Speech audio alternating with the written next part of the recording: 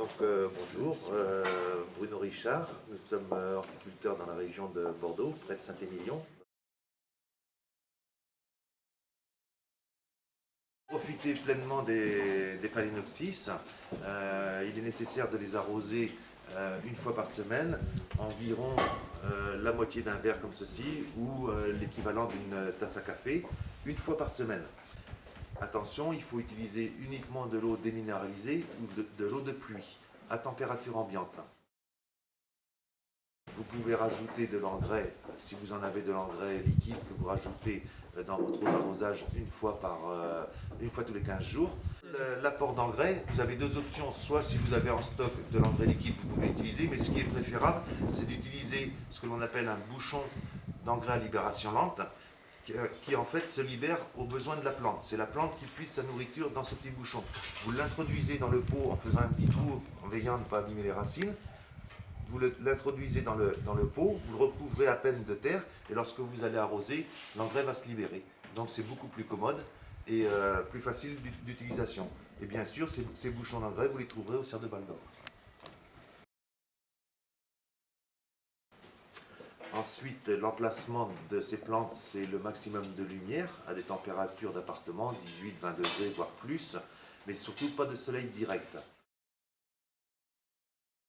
Vous veillez à ce qu'il n'y ait pas de cochenilles farineuses ou de cochenilles à bouclier sur les feuilles ou sur les fleurs. Pour cela, si nécessaire, vous utilisez de l'alcool à 60 degrés et un pinceau.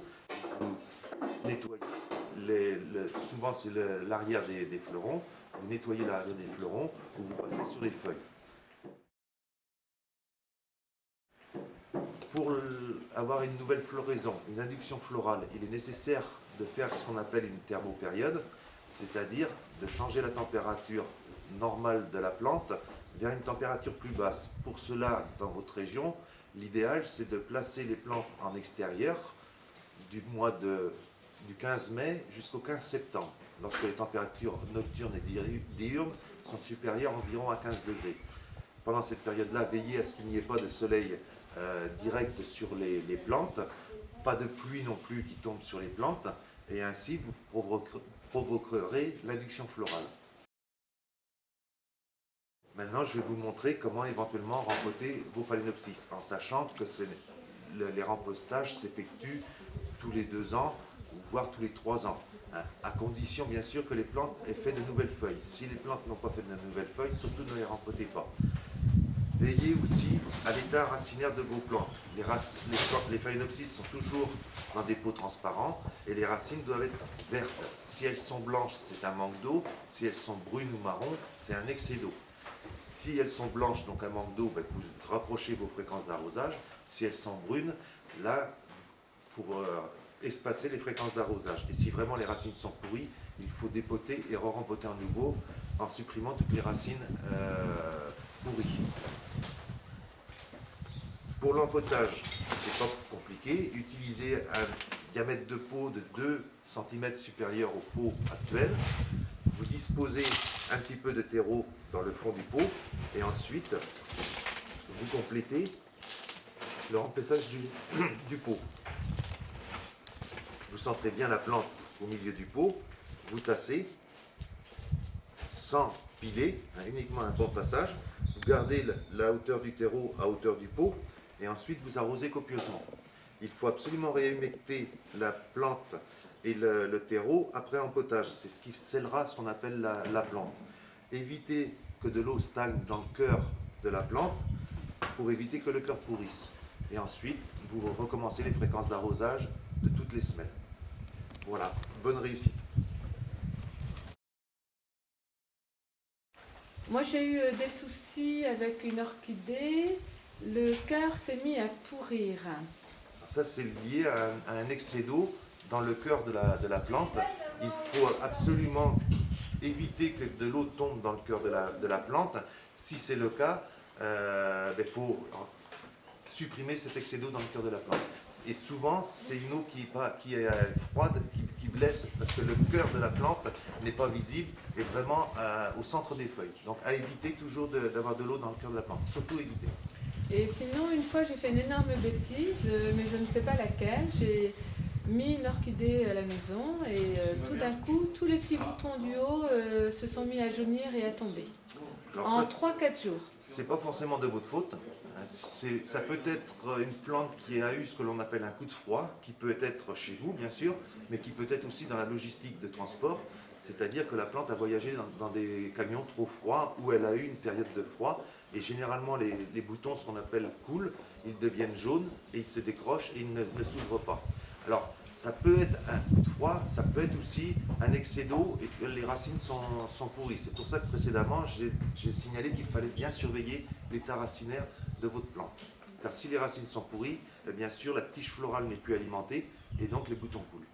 Alors j'ai aussi vu des orchidées qui avaient des feuilles toutes molles qui retombaient le long du pot. Alors, souvent lié aussi à un excès d'eau. Mhm. Donc, Est-ce que c'est rattrapable?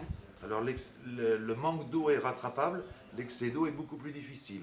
Si l'excès d'eau a provoqué la pourriture des racines, là, une seule solution, dépoter la plante le plus rapidement possible, couper, comme je l'ai signalé tout à l'heure, les racines, en désinfectant avec de la colle à 60 degrés chaque coupe que vous provoquez sur la plante, et ensuite rempoter à nouveau les plantes en fractionnant bien les arrosages. Mais de toute façon, avec un substrat à base de fibres de coco et de noix de coco compostées, pratiquez, comme je vous l'ai dit, un arrosage hebdomadaire, mais sans eau stagnante sous les pots.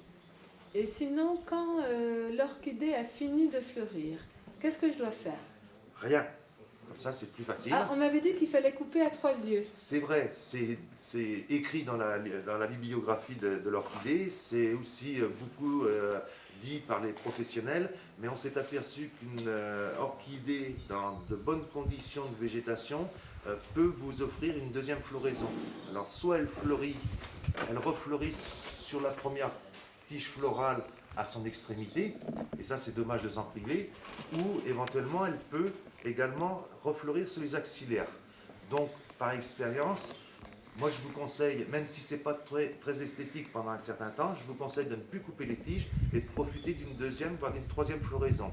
Mais il n'empêche que cette floraison aura quand même des limites et il faut absolument rechercher à faire refleurir la plante sur de nouvelles tiges. Et pour provoquer cette nouvelle induction florale, comme je vous l'ai signalé, il faut mettre les plantes en extérieur en leur faisant subir une thermorégulation. Une thermorégulation. D'accord. Faut-il couper les racines aériennes desséchées? Alors si elles sont sèches, c'est-à-dire vides, oui, vous pouvez les dessécher. Si elles sont actives, non, tant qu'elles ne vous gênent pas. Mais vous pouvez les couper, mais plus on fait des cicatrices à une plante, plus vous avez des risques d'avoir des problèmes sanitaires. Si esthétiquement ça ne nous gêne pas, autant laisser les racines aériennes travailler. Voilà, d'accord. Eh bien Bruno, vraiment je te remercie. De rien, avec plaisir.